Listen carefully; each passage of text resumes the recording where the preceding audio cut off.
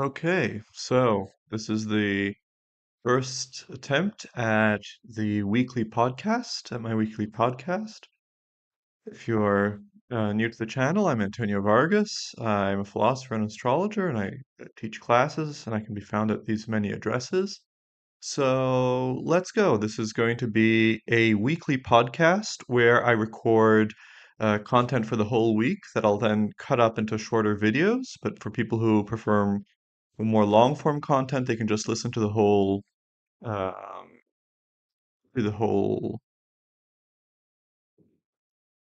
uh, text. The whole video. So let's go.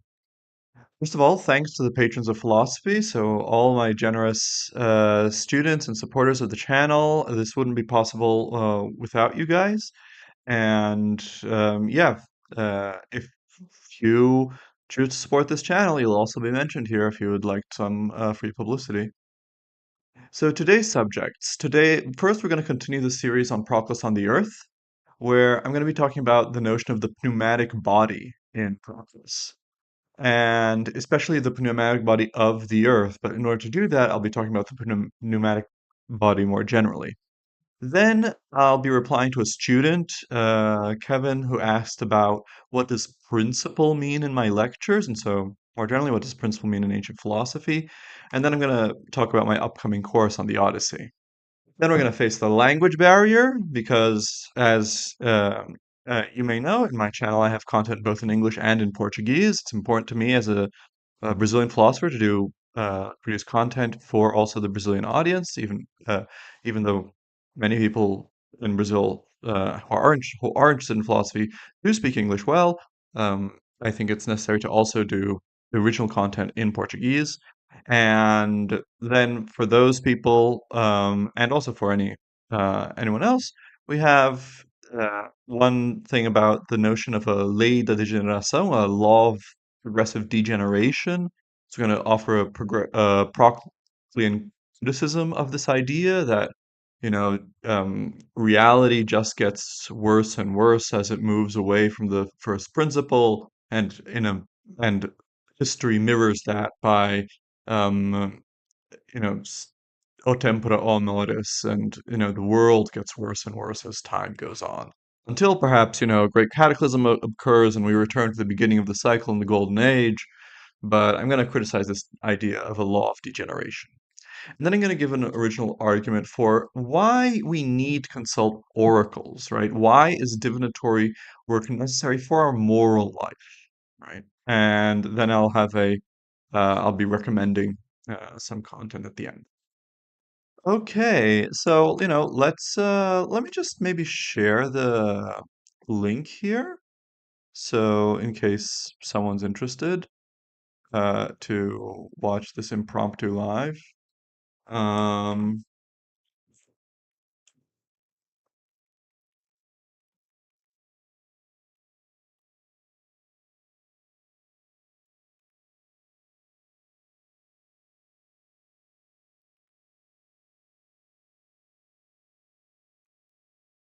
and let's get going. So we return to Proclus on the Earth, and we return to the pneumatic body of the Earth, which again may be mentioned here. So this is the passage that we've been on for a couple of videos now, but I'll reread it anyway. After all, there exists in the earth, an intellect that is immaterial and separate, that also maintains this mass in the same place.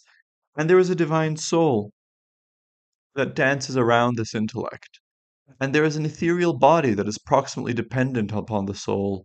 And finally, there is this visible mass that is everywhere inspired and filled with life from the soul's vehicle. This filling with life, in turn, results in the earth's engendering and nourishing various living things, some of who are planted in it, while others are moved about it.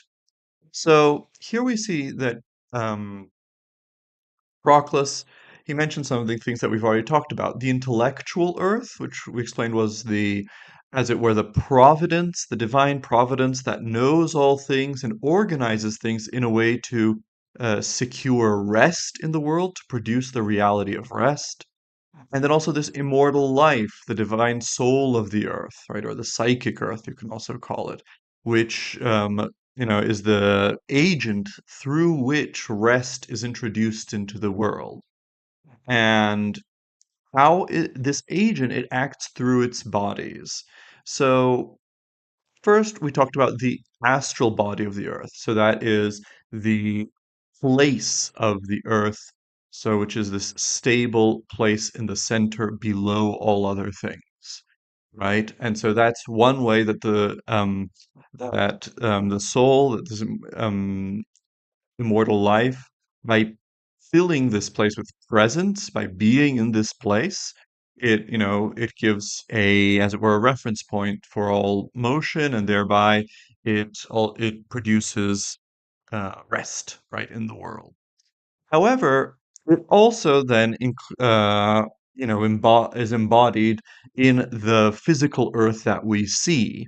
However, there's a further step in between the physical earth that we see, that we can pick up rocks from, and also the astral body, or the luminous place of the earth. And that's what Proclus calls the pneumatic body. And the term here, ethereal body, could also mean that, although when he says that it's proximately dependent on the soul, it seems to me that he means the luminous body, but he could also be talking about the pneumatic body of the earth. So what is this? What is a pneumatic body? Why does Proclus postulate it? So first of all, I'm going to talk about the pneumatic body more generally, and then I can talk about the pneumatic body of the earth specifically. Okay?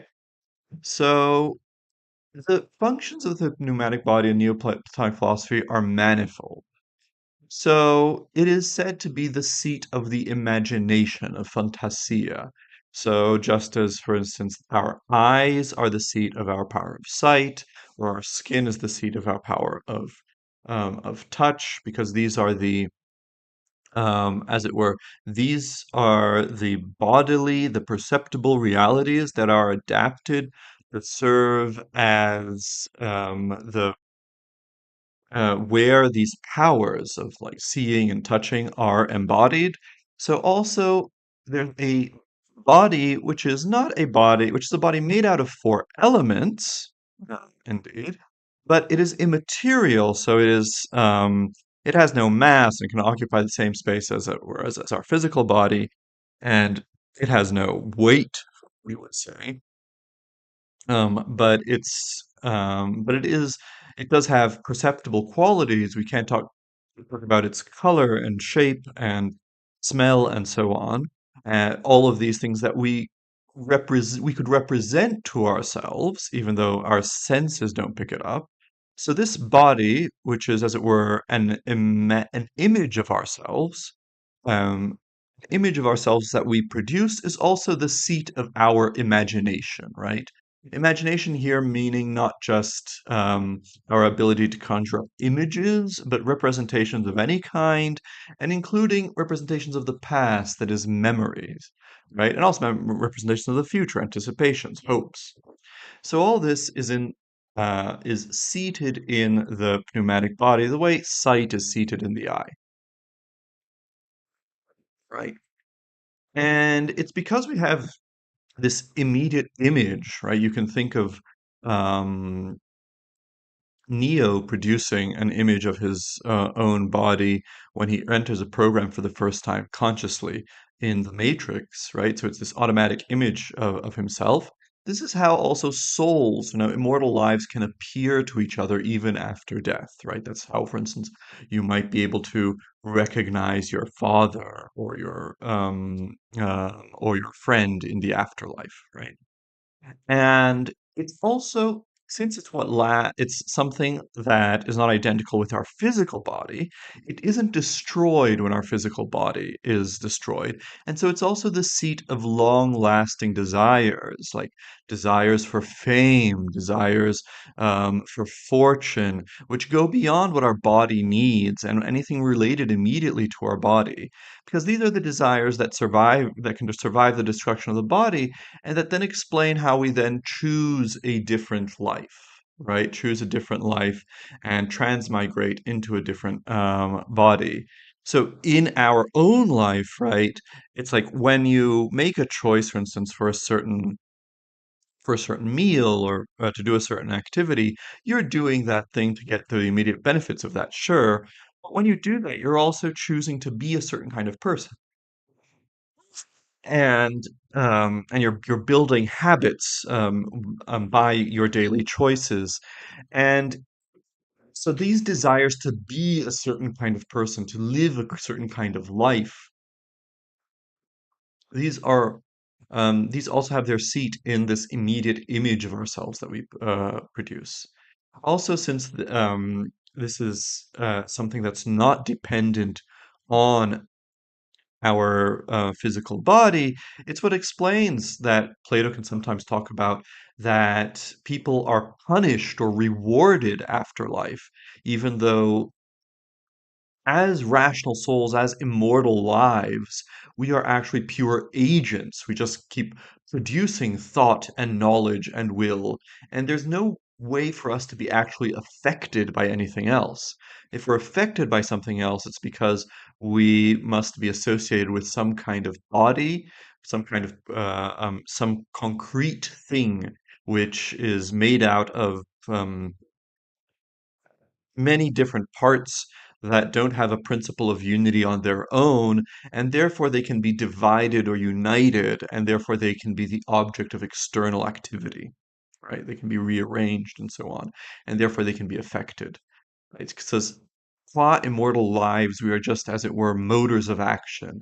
And so to explain how we can be affected and like be either through reward or punishment af in the afterlife, we also need this kind of uh, body that changes, that doesn't end with this body, right? And Proclus also says that these pneumatic bodies are what makes us citizens of Genesis, right? It makes us a citizen of the world of becoming, of appearance and disappearance, where things come to be and are destroyed, right? So, whereas our luminous body, our astral body, is our place in the world, is our presence in the world, and through it we belong to, just as it were, the base, right? And not necessarily to the world of change. This makes us belong to the world of change, right? And one way it does that is it's also the instrument of embodiment.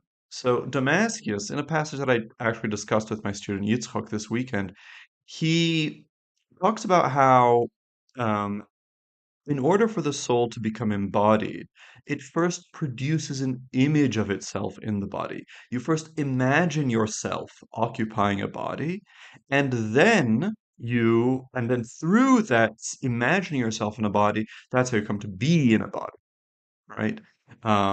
Through a sympathy between this image that you put forth, that you objectivize, and the actual physical body that you're matching. So, and in that way, we can see how this pneumatic body makes us citizens of Genesis, right? It includes us into a body. Um, and it's for that reason it's also called the garment of the luminous body. So Proclus says that it's something that normally we would just appear to each other in our luminous presence, as you are there, and we can perceive each other through this common sense perception that grasps um, the whole of the other body. You just know that it's there because you are made of light, and so you know that the other things that are in the light.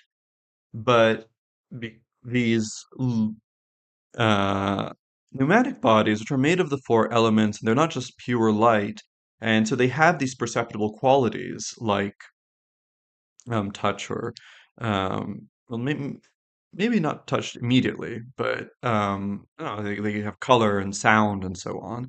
They color how we perceive each other. So one way of thinking about them is the today popularized notion of aura, right? So it's how we react to another person. It's nothing about how they actually see or look or smell, but there's something off about them, or there's something really great about them. They have good vibes or bad vibes. And so this is a way that their presence is modulated for us, right? And so this is like the garment of their presence, of their luminous body. So, and I have here an example of an image of a person, right, and of a self-image, right, which is a self-portrait by Rembrandt. And I think this is a useful way of thinking of the luminous body. I'm sorry, thinking of the pneumatic body, because it's the image that we put forth from ourselves, and it's not necessarily the image that you would get from a photo. It's rather the image that an artist or some sensitive soul can pick up, and so they can express in a plastic, perceptible medium, right? Words or music or paint in this case. Everything about a person. It's a total grasp of a person, but it's not a total grasp which is conceptual. It's a total grasp that is plastic, right? Um, uh, and that's kind of what this image is. I put self-image in parentheses because it's a self-image in the sense that it's an image of ourselves that we produce that's as it were our immediate expression, but it's not necessarily our self in the image in the sense of what we realize when we think about who am I, because we can get that really wrong, right? Someone who gives off the worst vibes, who's actually a really nasty person and like a real miser can actually think that, oh, I'm just such a good person. I just always follow all the rules, and the world is super unfair to me. And whereas everyone else says, no, you actually don't follow the rules. You just use them for your own benefit and use them to terrorize other people. And so that would be a person who's like totally out of touch with what their pneumatic body really is. So there's a difference between their self-image in the sense of their self-concept, what they think they are, and the image that they give off, right, that they produce, right? Um, so since we're here, let me see. Yeah. Um, and the so that's what the pneumatic body is in general. Let's now think about what the pneumatic body of the Earth might be. To do this, we're going to turn to Plato's Phaedo, which gives a rather large description of what he calls the true Earth. And we know from Damascus's commentary that Neoplatonists took this to be later. Neoplatonists took this to be um, the ethereal body of the Earth or the pneumatic body of the Earth. And so I'll read and explain. This is Socrates speaking. It's from the end of the Phaedo. It's called the myth of the Phaedo. Further, the earth is very large, and we live around the sea in a small portion of it, between Phasis and the Pillars of Heracles. Right, so the Strait of Gibraltar. So, like ants or frogs around a swamp. Many other peoples live in many such parts of it. Everywhere about the earth there are numerous hollows of many kind, and shapes and sizes, into which the water and the mist and the air have gathered. The earth itself is pure and lies in the pure sky where the stars are situated, which the majority of those who discourse on these subjects call the ether. The water and mist and air are the sediment of the ether, and they always flow into the hollows of the earth. We who dwell in the hollows of it are unaware of this, and we think that we live above, on the surface of the earth. It is as if someone who lived deep down in the middle of the ocean thought he was living on its surface. Seeing the sun and the other heavenly bodies around the water, he would think the sea to be the sky. Because he is slow and weak, he has never reached the surface of the sea, or risen with his head above the water, or come out of the sea to our region here, nor seen how much purer and more beautiful it is than his own region, nor has he ever heard of it from anyone who has seen it. So, the first part here, he has this astounding analogy where, he and his Greek interlocutors, they're like people, and they and everyone else who like lives around the Mediterranean are like or like frogs in a swamp around a pond. And the same way that people who lived at the bottom um, of the of the sea, they would tend to think that they would not realize that this murky substance that they live in, water, is actually a distinct element, but would think, oh, this is just what air is like. and they would think that the top of the surface of the ocean, which they could see looking up, that was the sky. So also, we actually live in this big hollow, right? So there must be these really high mountains or plateaus or things that make the this area around the Mediterranean, as it were, into this valley and these hollows, right? So there are many of these hollows, and so if you went all the way up there, if you climbed these super high mountains, you would reach an area where compared the air there would be so pure that it would be as if the air that we breathe and that we see and that we think is totally transparent and fine is, as it were, a water, right? It's like so opaque that as seawater is opaque to people who are accustomed to our air. Right? So this is the image of the true Earth. The true Earth is up there, and it has a much purer sky. And here they call it the ether. So this becomes a different word for the pneumatic body. So sometimes the pneumatic body becomes the ethereal body, and that's why in that passage of the Proclus Timaeus commentary, the ethereal body of the Earth might refer to this pure atmosphere of the Earth. Okay, and so. Um, And this also gets identified sometimes with the so-called fire sphere, right? So the element fire is something that makes things that's in the material chemical composition of things, and that is set free and goes up when you set something aflame. That is taken to be a highly flammable substance that is beyond the air, so it's as it were the most rarefied part of the atmosphere. That's like a physical part of the doctrine that we won't be getting into here.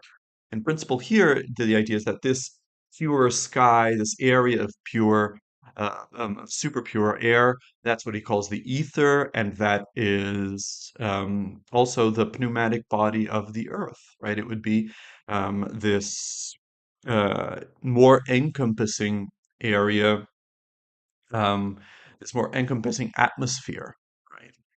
And we can already enter into questions here about, well, but that just seems like a crazy physical theory. We've gone to the moon, we've sent probes beyond the moon, and we haven't seen this area.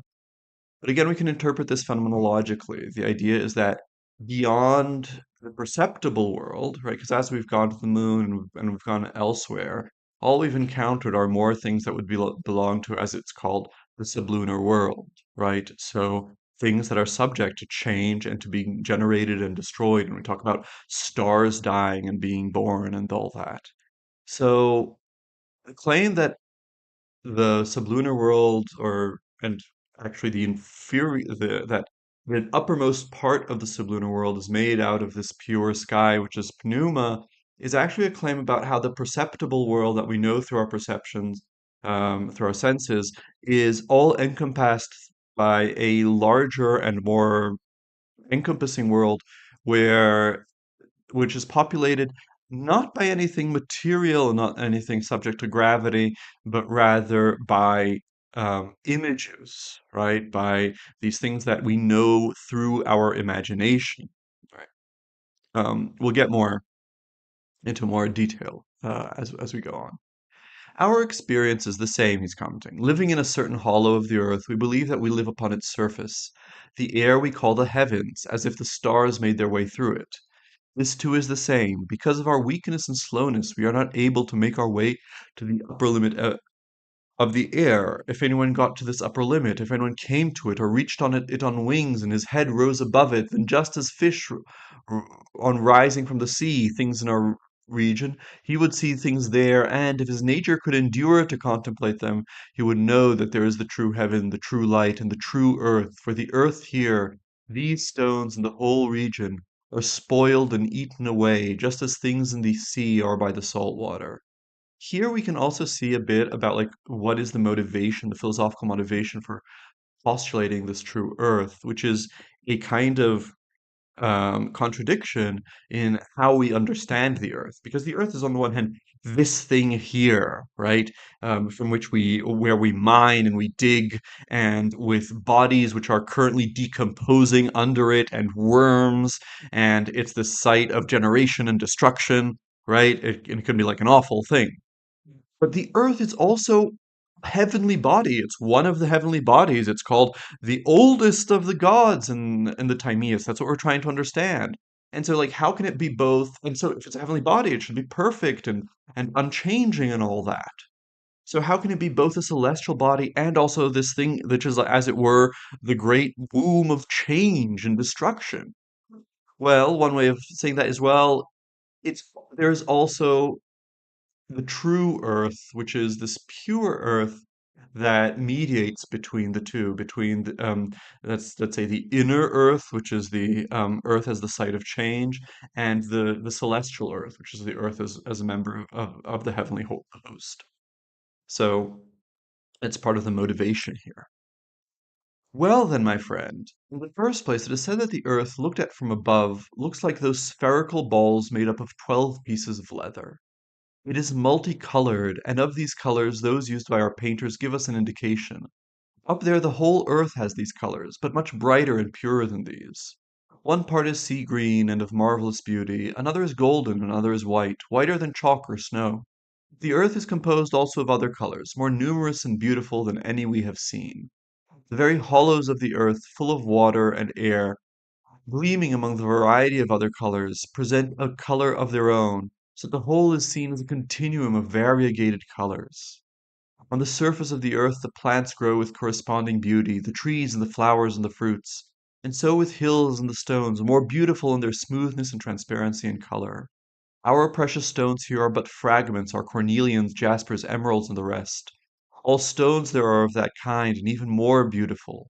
The reason is that they are pure and not eaten away or spoiled by decay and brine, or corroded by the water and air which has flowed into the hollows here and bring ugliness and disease upon the earth. Stones, the other animals and plants. The earth itself is adorned with all these things, and also with gold and silver and other metals. These stand out, being numerous and massive and occurring everywhere, so that the earth is a site for the blessed. There are many other living creatures upon the earth, and also men, some living inland, others at the edge of the air, as we live on the edge of the sea. Others again live on islands surrounded by air close to the mainland. In a word, what water and the sea are to us, the air is to them, and the ether is to them what the air is to us. The climate is such that they are without disease, and they live much longer than people do here. Their eyesight, hearing, and intelligence and all such are superior to ours as air is superior to water, and ether to air in purity.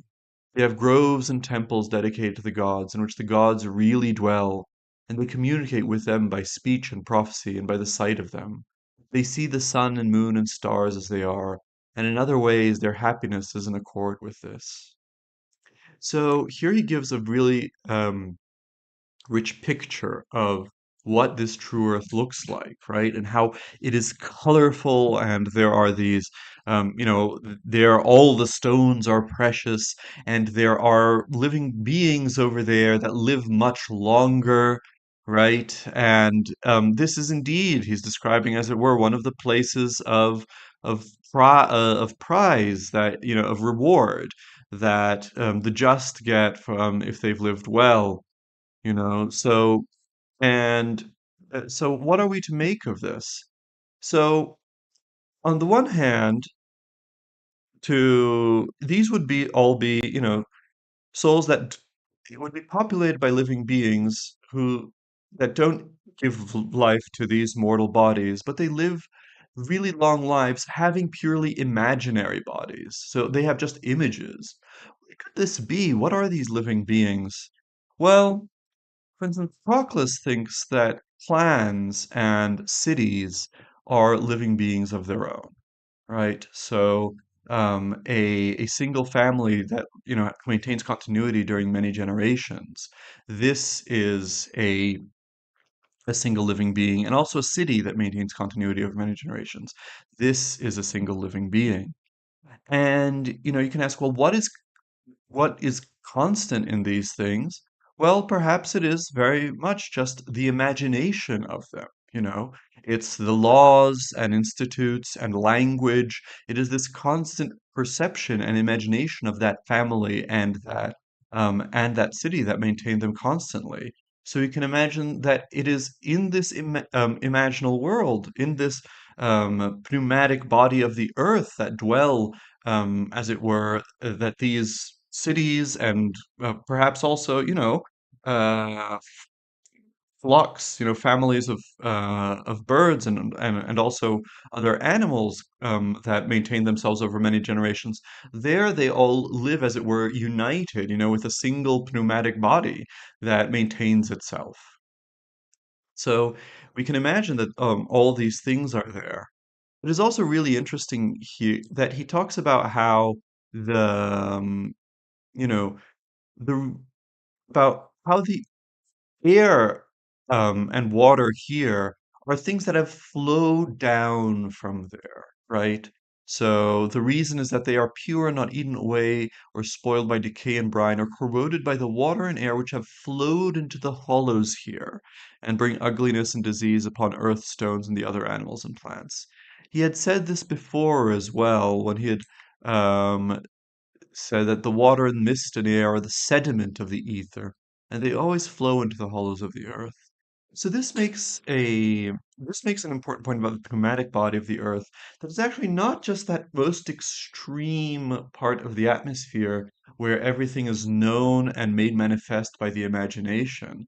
Rather, um as it were, crosses throughout the whole extension of the Earth and also includes that, right? It's not just the outer border, it's the whole of atmosphere that penetrates down to, we would probably say, down to the center of the Earth. So these are, um, and that represents that. So everything in the world has a pneumatic body. So before we were just talking about the pneumatic body of rational souls, right? And there would be no reason, for instance, to think that, for instance, this mug has pneuma, right? That it has ether, right? Because, I mean, this is not itself a living being that puts forth, and that has imagination, puts forth an image of itself. However, the degree that everything, is encompassed by the pneumatic body of the earth, then it is also the also things that don't have it, that aren't living beings on their own, also can be full of pneuma, right?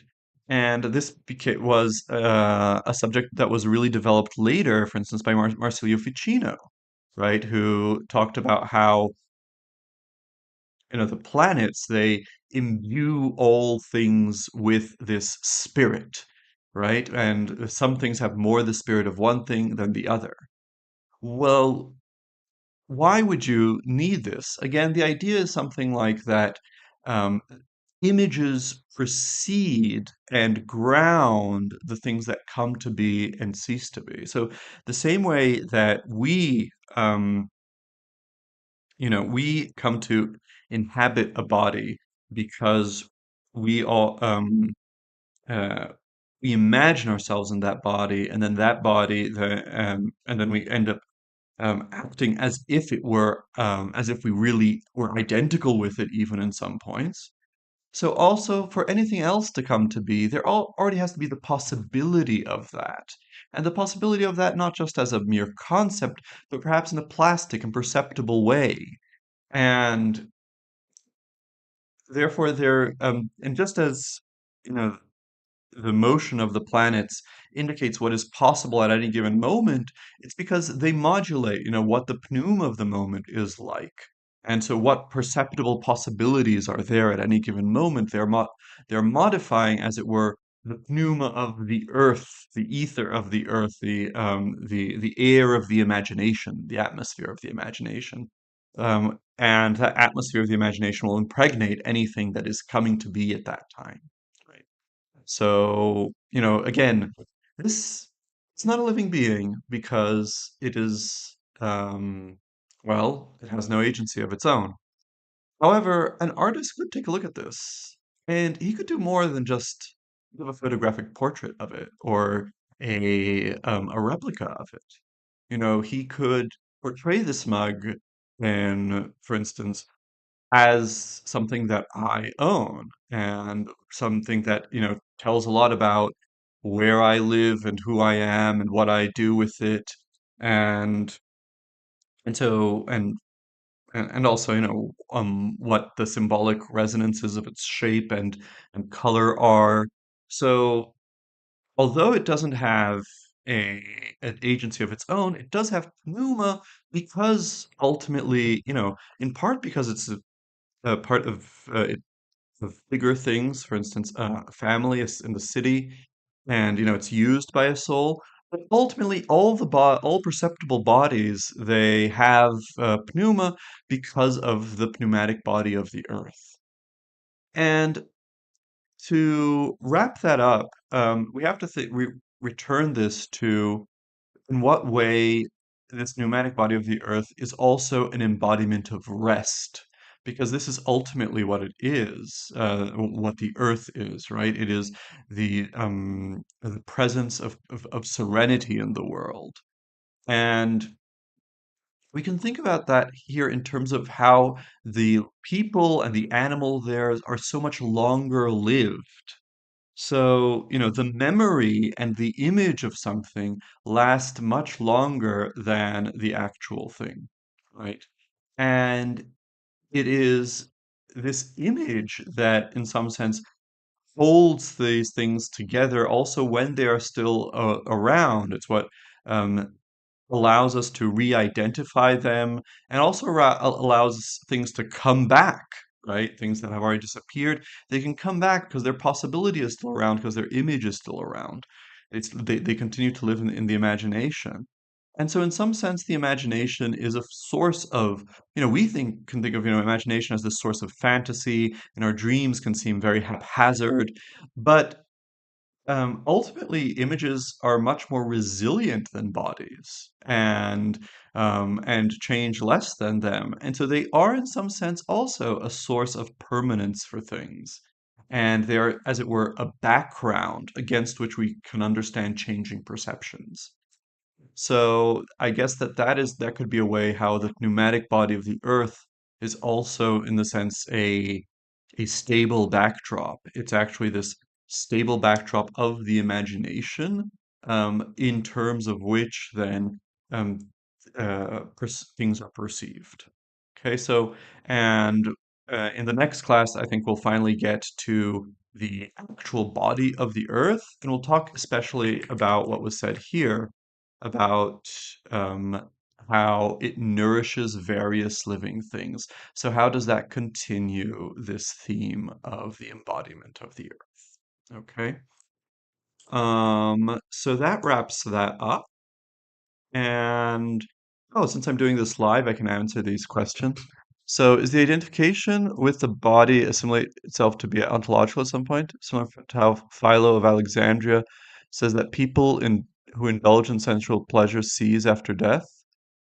Um, well, the you never become a body for Proclus in that sense, but you do. Um, what does happen is what's described elsewhere in the Phaedo, which is that you like become a ghost and you haunt that body, and you haunt your tomb, and then later, if you really invested in the identification with the body, then you're going to transmigrate into another body, probably into the body of some kind of irrational animal, which because you are tied so much to sensual pleasures, but you never actually become a body in Proclus's ontology. Mm, okay.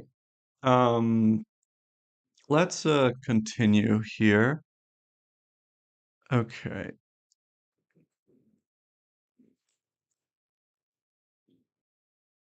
So now I want to move to a question that Kevin asked. What is a principle? So he wrote, "Hi, thanks for your work. I'm unclear on some of the basic terms. Principle or arche. Starting point. I know that the one is the first principle, so there must be principles after that one, since it's first. Is there an example of a principle besides the one? Can a form be a principle? Is a principle a being, or is it prior to being?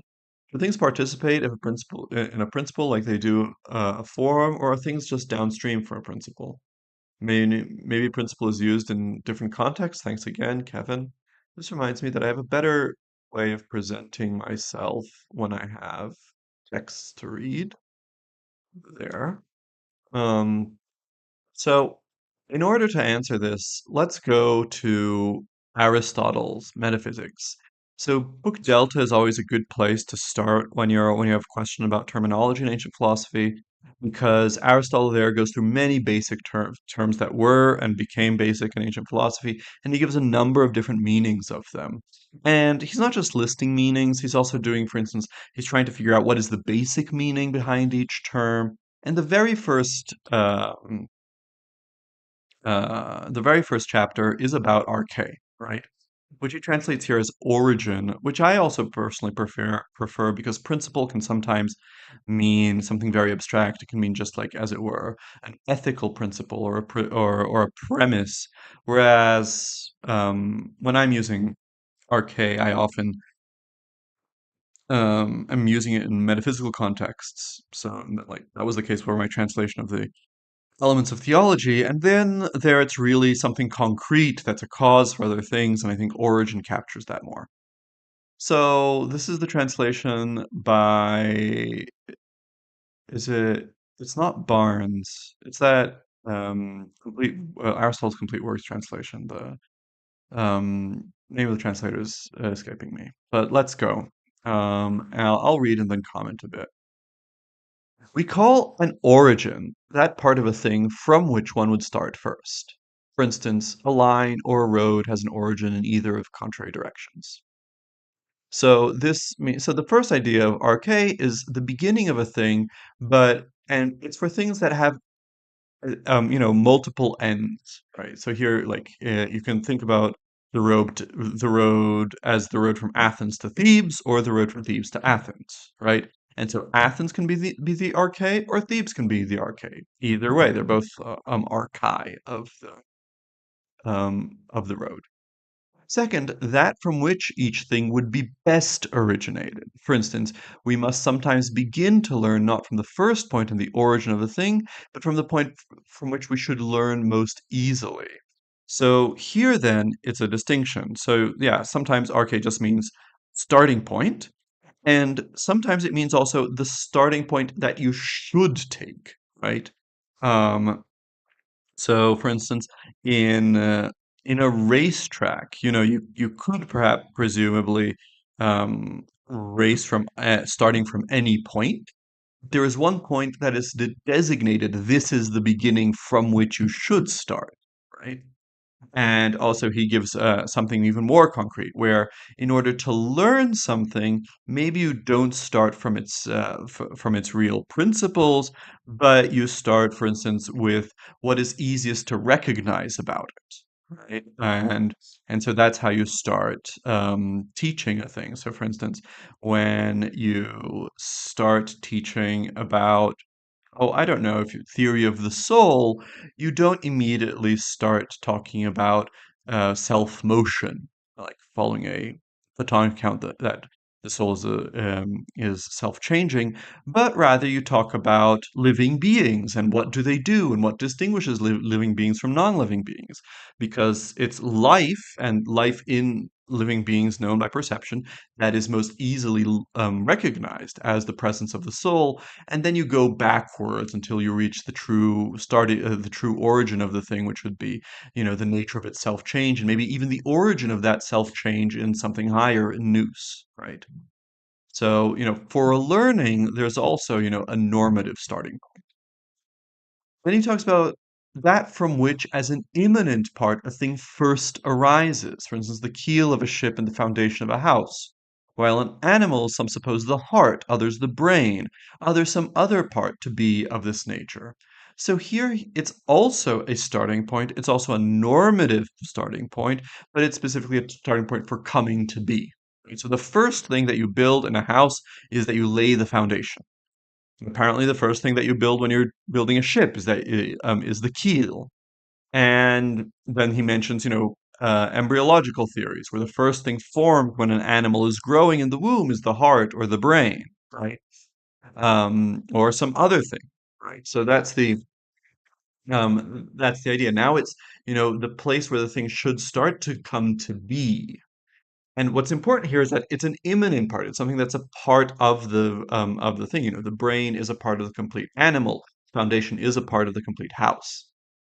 Then he gives another idea, that from which not as an immanent part a thing first arises, from which the movement or the change naturally first proceeds, as a child comes the father and the mother, and a fight from abusive language. So here would be what he calls, the efficient cause, the thing that sparks the change, the process of coming to be or generation, right? So this is then the so this is like a step backwards from the heart or the brain, or the main o- or the foundation of the house, right? Now you say, well, actually, the principle is that thing which gave rise to the whole thing, including the foundation or the heart, and that would be the parents, or maybe the architect, or the engineer, the master builder, um, that by whose choice that which is moved, and that which changes. For instance, the magistracies in cities and oligarchies and monarchies and tyrannies are called origins, and so are the arts, and of these especially the architectonic arts. So perhaps, in the Plato's Crito, um, there's this argument that Socrates says that the laws are actually the true, as it were, causes of his birth. Because it's true, he was born due to his parents, but his parents got married according to the laws of the city, and they raised a child according to the laws of the city. So who actually determined that, there was going to be another generation of Athenians in such and such a manner? That was the laws. And so it was by their choice that, that he came to be.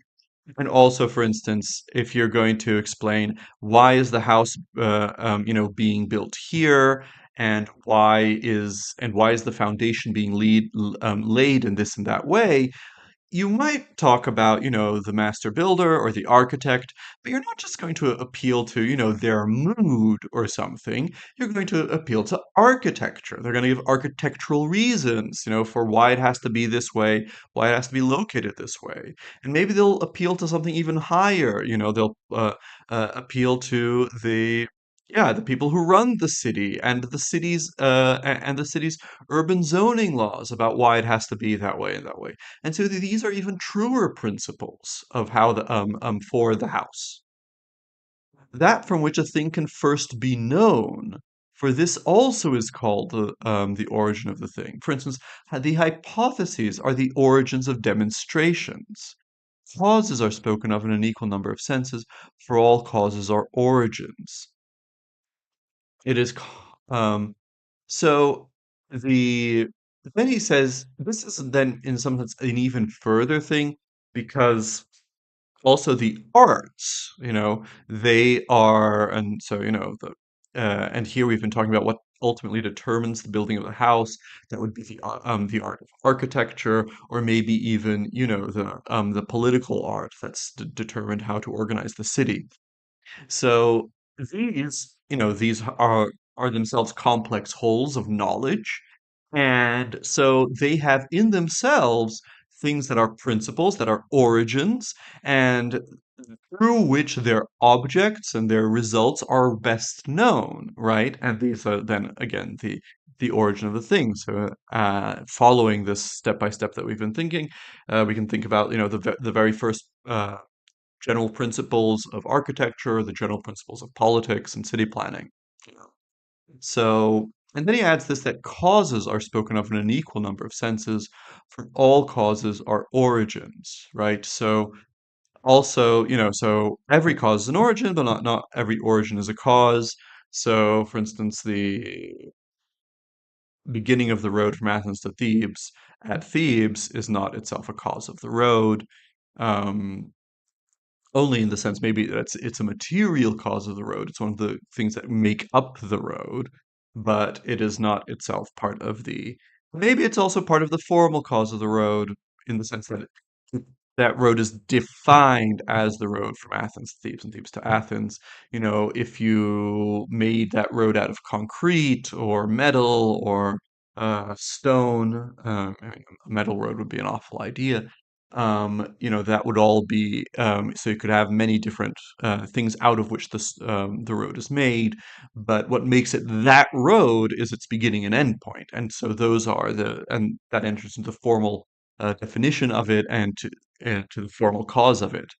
And so also the efficient cause we mentioned when he talked about um, that by whose choice that which is moved and that which changes changes, and also that from which not as an imminent part a thing first arises. And also the final cause, so that for the sake of which that comes in when we talk about choice, right? Because the choice is made for the sake of some ultimate goal, and so that is also a starting point and a cause. It is common then to be the first point from which a thing either is, or comes to be, or is known. But of these, some are immanent in the thing, and others outside. Therefore, the nature of a thing is an origin, right. So the form of a thing, and so are the elements of the thing that make it up, and thought and choice and substance, and that for the sake of which. For the good and the beautiful are the origin both of knowledge and the movement of many things. So in some, principle has all these meanings already by the time of Aristotle. Later, you know, later thinkers and Neoplatonists especially, they'll also talk about principles that Aristotle wouldn't recognize because he doesn't think that they're possible. So principles pure existence, right? So why does B exist? Because A. And without B being, as it were, coming to be because of a process of change where some matter acquires a form, right? So Proclus thinks that there are causal relations of A is responsible for the existence of B, what he calls productive causes, amongst eternal things, amongst things that are not in time, that are entirely in the present.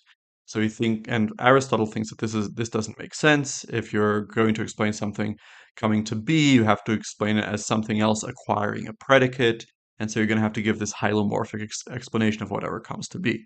Whereas Proclus does have these eternal relations between causes and effect. And so all these things are principles. Principles are really general word in ancient philosophy. Okay, so I hope this helps in understanding. So forms are a kind of principle, but there are many other principles besides forms. Um,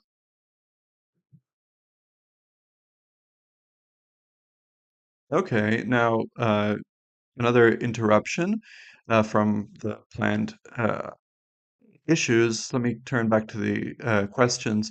So 9.5 asks, one handle, how does one handle extreme bodily suffering? Ken Wheeler would say realizing one is separate from body, no?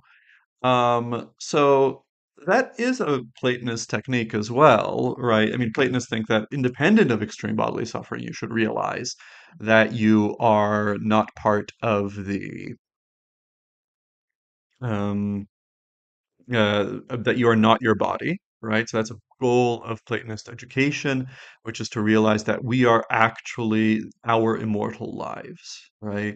So I am not Antonio. I am this um, immortal, ungenerated,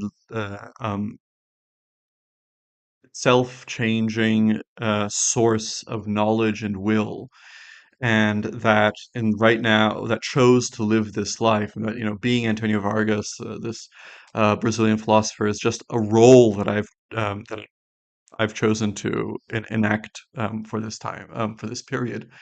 um, and so you should ideally realize, in any case, realize that you're separate from the body.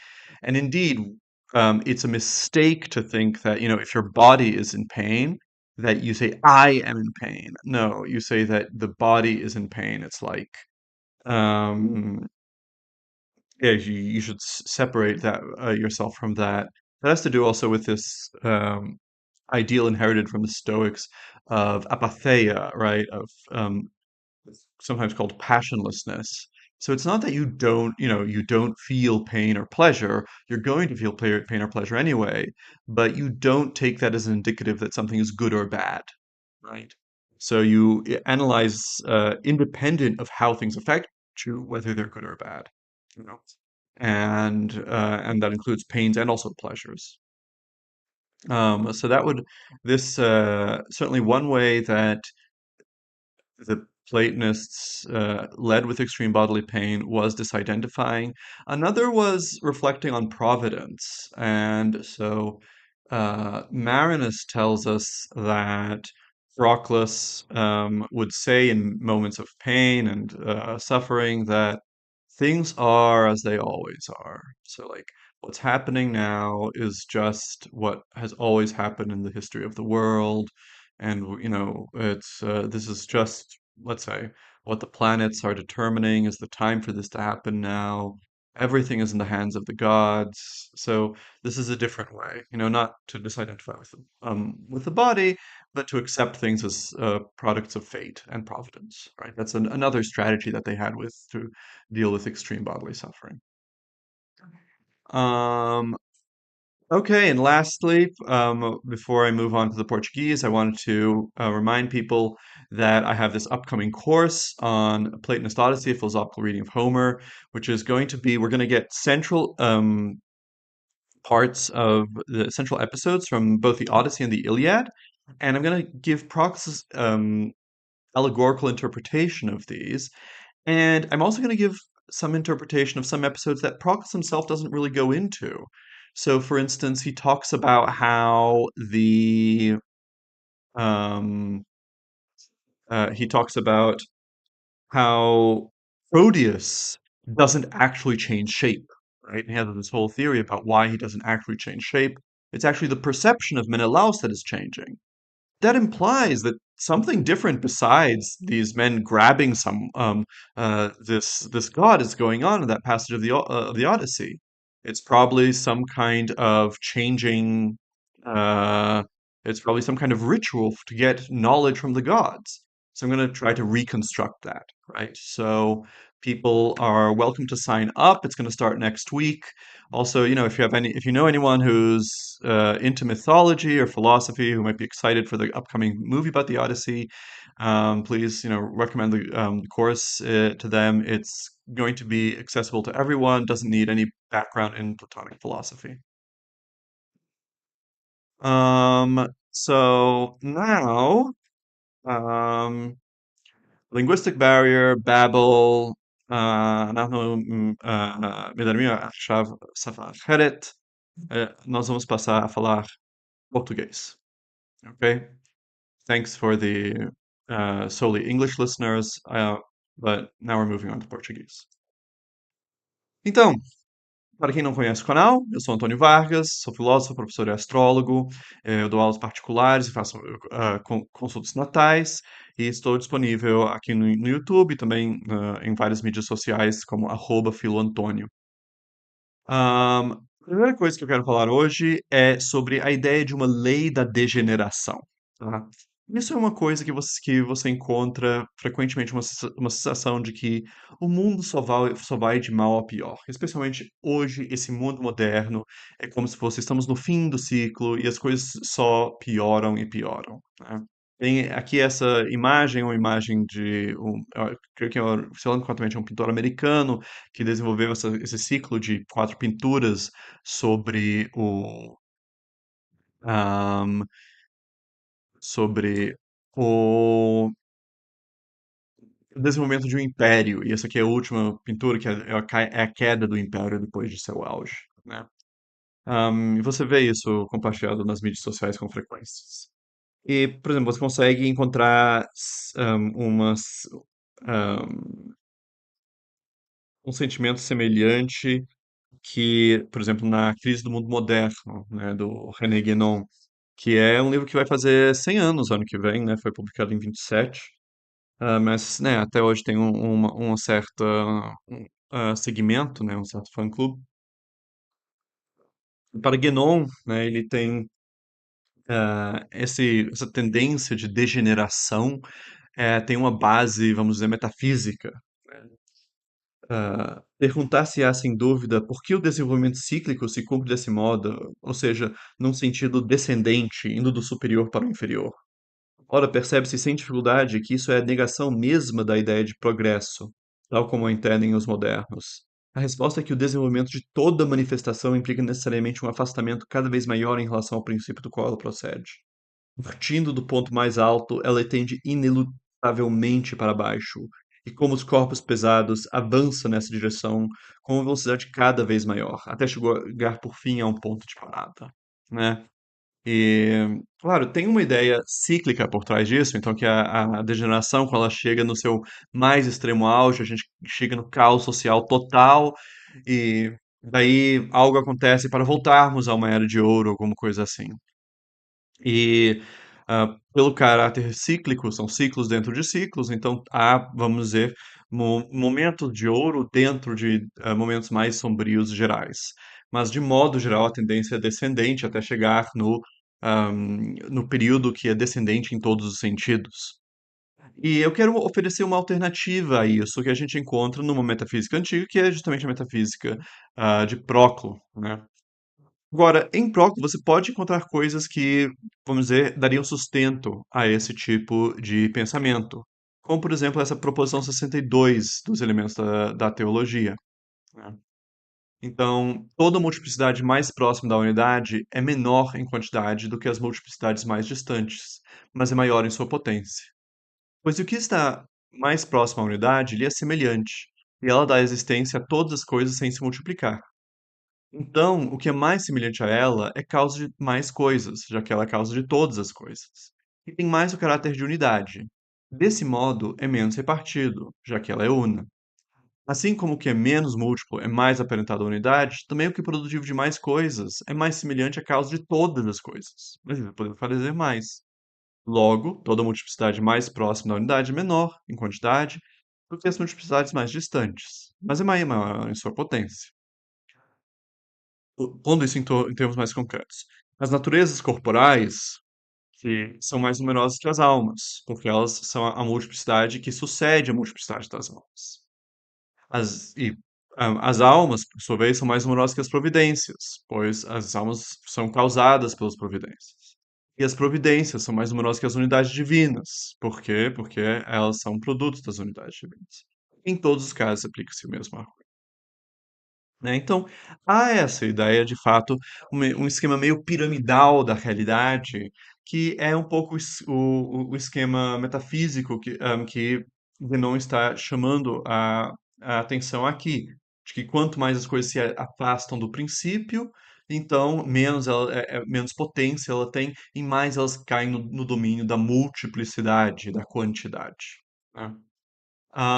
Porém, esse tipo de proposição tem que ser sopesada com uma visão, outra visão que Proclo tem, que é que todas as coisas estão cheias dos deuses, né? E o motor da produção não é a degeneração, não é a repartição das coisas, não é sua divisão, mas o motor é a superabundância do valor, né? A origem de todas as coisas é o valor, e as unidades divinas, que são as causas primaríssimas, elas são cada um delas um valor, e o que elas querem é a multiplicação do valor. Então, a gente encontra isso refletido, por exemplo, na proposição 139. Os incorporantes das unidades divinas se originam com o ser e terminam com a natureza corpórea. Então ele diz: pois o primeiro incorporante é o ser, e o último é o corpo, visto que há corpos que chamamos divinos. Ele tem em mente a Terra e os corpos celestes, né? Entre outros. Porque os píncaros de todos os gêneros, dos corpos, das almas, das providências, se rendem aos deuses, para que em cada ordem haja membros análogos a esses deuses, que conectem a multiplicidade dos secundários e os preservem, para que cada número seja um todo particularizado, tendo em si todas as coisas, inclusive a propriedade única divina, anterior a todas as outras propriedades únicas. A linhagem divina dura, então, em durações corpóreas, sencientes e providentes. É óbvio que todas as durações são divinas, conforme a incorporação, uma vez que a divindade primária existe nas unidades. Logo, os incorporantes das unidades divinas se originam com o ser e chegam até a natureza corpórea. Ou seja, o que ele está enfatizando aqui é a ideia de que a cada tipo de realidade existem coisas divinas, né? Que para que para cada nível da realidade seja ele mesmo como se fosse uma imagem da realidade total, né? Então, não é que as coisas mais distantes da unidade, que seriam os corpos, que eles são os mais distantes da divindade. Não, até aqui é deuses, há corpos divinos, sabe? E até mesmo no centro da Terra, no Tártaro, há deuses, né, para Proclus. Então, o que produz assim algo novo, né? O que gera o fato que temos vários níveis da realidade, ou seja, temos tipos de realidade que são basicamente distintos. Eles são subordinados uns aos outros, mas cada um tem algo único dele. O que produz isso em cada momento é o fato de que ele tem certos deuses que o preservam. É justamente isso, é um argumento realizado aqui na proposição 100, né, de que há sempre algo análogo aos deuses em cada um dos gêneros, nos píncaros dos gêneros, né? E então, Proclo oferece uma visão alternativa da realidade, em que multiplicidade não é algo ruim, né? E não se chega à multiplicidade apenas por meio da degeneração. Mas, basicamente, se gera todos os tipos de coisas diferentes para exprimir todos os tipos de valores diferentes. E nem mesmo tipos, porque um valor não é algo que tem um tipo para Proclo, é algo que sempre é único, né? É um Deus único, um si soberano. Então, é essa manifestação dos deuses que de todos os deuses, que dá lugar à diversidade da realidade. E isso que é fundamenta. Assim, se formos ver uma filosofia da história que representasse isso, ela não seria a filosofia da história que fala de uma coisa ah, que vem depois da outra, sempre em nível descendente e talvez no final volte para o começo. Mas seria uma filosofia da história que segue a dança báquica das estrelas, né? Sempre há alguma coisa. ah, Sempre há algum deus agindo, de vez em quando alguns deuses são mais proeminentes, outros deuses são menos proeminentes, mas todas as épocas da história são produtos da sobreabundância e da caridade divina. Tá? Então isso seria um contraste procliano a visões de degeneração que você pode ter aí. Ahn, ok, vamos continuar então com a necessidade dos oráculos, né? Então, hoje eu queria falar de por que é importante para a nossa vida moral um contato com métodos divinatórios, como por exemplo o I Ching ou a astrologia, né? Por que que essas coisas são importantes na nossa vida moral? Ahn, um argumento para isso é a necessidade de você sempre agir com conhecimento, né? Então, quem age bem, quem age de maneira correta, ela age por meio de um. Não, deixa eu recomeçar. Deixa eu recomeçar, tá? Então, qual é o ponto de nos valermos de métodos divinatórios, né, como o I Ching ou a astrologia, né? O que que isso traz para a sua vida? Por que que é importante para você consultar um astrólogo? Um jeito de entender isso, pensando em dois tipos básicos de moral, né? Dois tipos básicos de como devemos ahm, decidir o que fazer. Tem um jeito de pensar que, para eu saber o que eu devo fazer, eu devo consultar, em primeiro lugar, uma série de regras, né? Então, o mundo tal como tá, tal como é, ou investigar a realidade, isso nunca vai me dar fatos morais, né? Há muita gente hoje em dia que acredita que há essa distinção rígida entre fatos e valores, né? Então, a investigação, a contemplação, a teoria só vai te trazer mais fatos, só vai te dizer como o mundo é, mas como o mundo é, não pode te dizer como agir. Para de saber como agir, você precisa consultar outra coisa. Você precisa consultar uma lista de regras, ou você precisa ter algum procedimento para escolher entre os diferentes modos de agir qual é o melhor. Por exemplo, tem um procedimento para determinar entre os vários modos de agir qual é o que traz mais felicidade para um maior número, né? Então, isso é um tipo de moral. Na antiguidade, se seguia, em geral, se tinha outra visão moral, que não era uma moral sobre buscar regras para escolher qual é o melhor jeito de agir. Não se tinha essa ideia de que havia uma oposição entre fato e valor, mas se pensava que o que fazer, o que se deve fazer, é algo que resultava do estudo das coisas, né? Isso resultava da sabedoria, de saber qual é a sua situação. Quando você entende a sua situação perfeitamente, daí você vai saber o que fazer. Então, por exemplo, ah, ele, sim, se aponta para coisas que mostram que está no caráter de certas coisas que elas servem para uma coisa e não para outra, né? Então, por exemplo, em uma situação é algo que a percepção nos revela, né? A percepção aqui no sentido mais lato do conhecimento, que, por exemplo, essa pessoa é o filho dessa outra. Então, ela deve cuidar dela se ela tem algum problema. Isso também valeria no sentido contrário, né? Essa pessoa é o pai dessa outra. Então, se essa outra tem algum problema, então essa pessoa tem alguma responsabilidade de ajudar essa. E temos outras coisas. Então, por exemplo, os instrumentos, né, são claramente coisas feitas com certas finalidades pelas quais elas são melhores, né? Então, por exemplo, esse copo é feito para consumir líquidos, né? E então se tem uma ideia de que as coisas, as realidades, elas mesmas têm embutidos nelas o que elas querem e devem fazer, né? Hum, E, assim, a virtude central é a sabedoria, né? É você conseguir contemplar e entender a situação da melhor maneira. E quando você tem os fatos suficientes, né? Quando você entendeu a situação de maneira clara o suficiente, daí você vai saber o que fazer, né? Aí você vai ter que fazer essa coisa, né? Porque você vai ver que é isso que deve acontecer.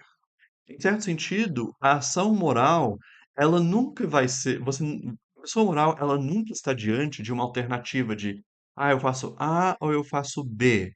Se você tem essa ideia, eu tenho duas coisas e eu não sei o que fazer, então é porque você não estudou a situação bastante ainda, né?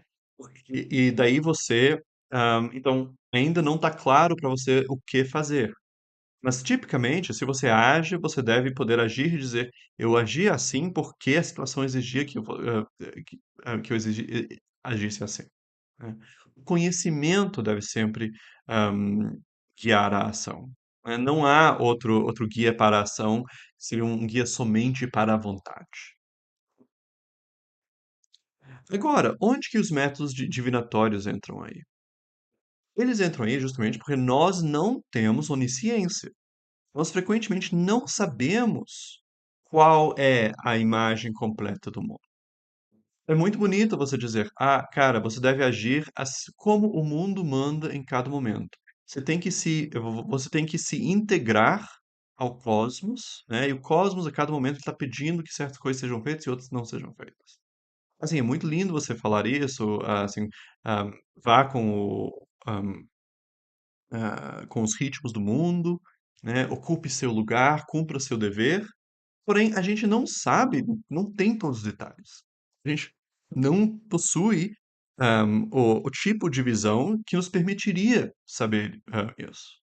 Claro, nas situações em que estamos mais acostumados e que se repetem muito, né, nós acabamos criando um certo conhecimento.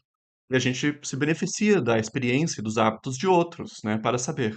mas sempre somos confrontados com dilemas, né? E dilemas são, como eu disse, situações em que a gente não sabe o bastante. E é nesse momento que entra o oráculo, né?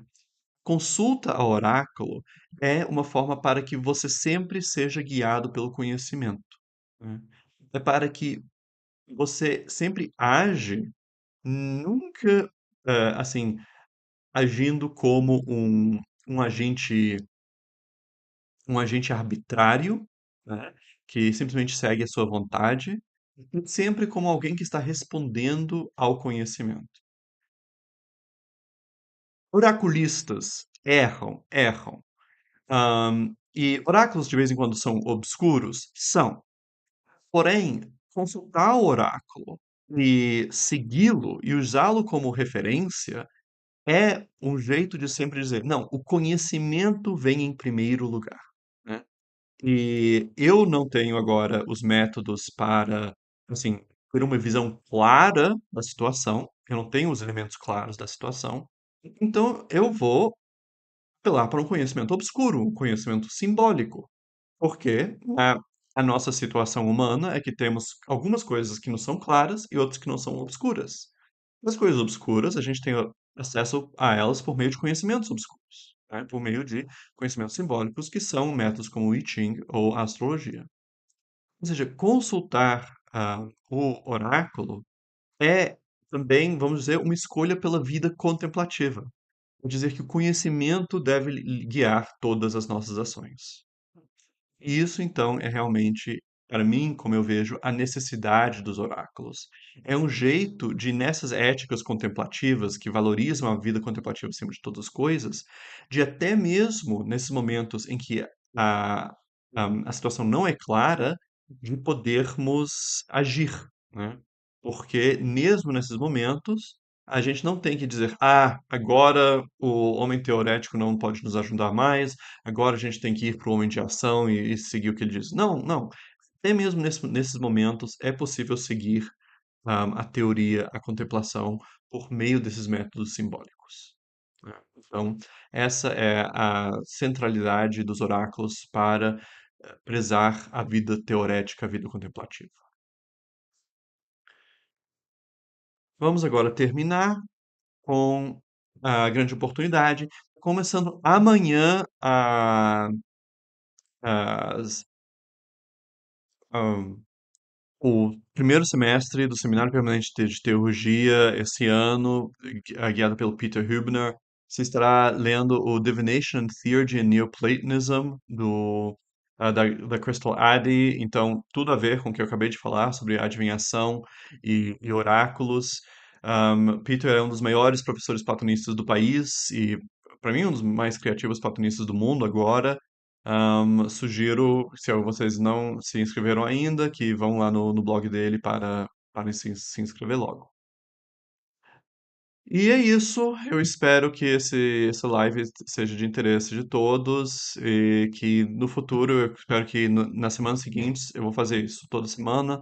Eu vou gravar uma live para a semana toda e daí disso picotar os conteúdos diários que eu vou postar. É isso. Muito obrigado a todos pela sua participação.